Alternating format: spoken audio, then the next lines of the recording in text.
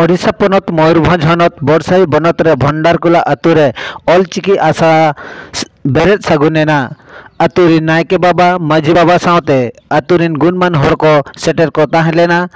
रायरंगपुर मणुत आसेका सावते गोवर्धन सोर चांगा सेमलेद कुठाबाड़ी चांगा सेमलेद खोड़ेसुर चांगा सेमलेद कोरिन अगुवन को सेटर को ताहेकना ओना सावते मिटंग हुरी साइन मिदुन को दोहलेआ नवा मिदुन रेदो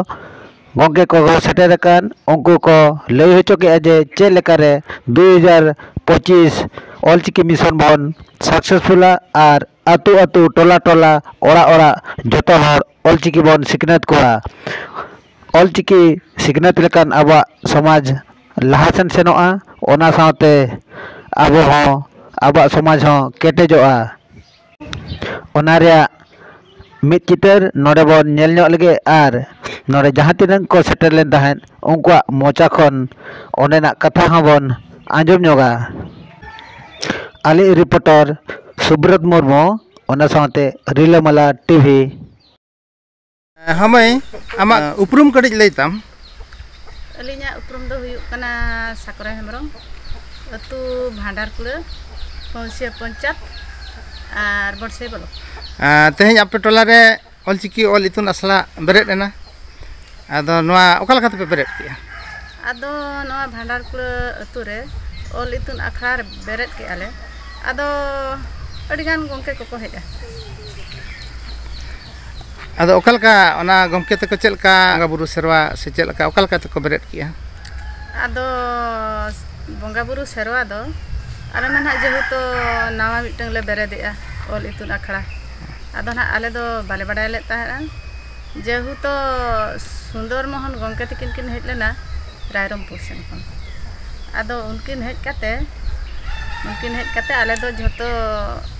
माने सकी कि आले कि बांग आर जहाना आबो सानतार समाज रे लगा कथा ओना को झोतो उनकिन सुंदर मोहन गोंके तकिन किन लैया ले तबे नोआ ऑल इतुन असला बेरेद एन परे ऑलचिकीते आदो चेलका बुझाएआ आदो अलिन दो ऑल इतुन अखड़ा बेरेद काते अड्डी गे गौरव अड्डी गान माने अड्डी खुशी अड्डी रस्के तबे तेहें आदो पहिल मा गिद्रा को उड़िया तक ओलोक कान ताहेन तबे तेहें नो ऑलचिकी ऑलते को पढ़ाव लेन खान आबा चेत को लाभ हुयुआ मेनते अबिन बिन बुझाएआ अलिन दुलिन बुझाए ताहान जे आबो सेदाय उड़िया तक ओलोक कान ताहान आबो कुरिन गिद्रा को आदो तेहें जेहुतो आबो नो भांडारकुला अतु रे मंझी को मापांजी को झोतो गे माने से पुरुष जहाँ गे आयो को बाबा को बहा को बुहिन को उनको को रोपड़ गोटा लेना ले गोटाल काते आदो जेहुतो ना ले नोका ले खुशी रस्के ले बुझाव का ओना खातिर ले बेरेद तबे ना ऑलचिकी ते ऑल काते निजर संताल जाति रेना राय रीत एमान तेमान सांस्कृतिक और परंपरा जो बचाव लेना आसना पे दोहा का मेन दो आले दो नुआ ऑल इतुन अखड़ा जते बड़े ले बेरेद अका आले दो ना सानाम को गे गिद्रे को कि बांग आये बाबा को कि बांग बहा बुहिन को और नुआ सुरकुरिन हा जहाँ गे को तहन ताबोना आबो गिदर पिदर को और बांग हाराम बुढ़ी को और बांग कि आये बाबा को और कोड़ा गिद्रे को कुड़ी गिद्रे को आले दो ले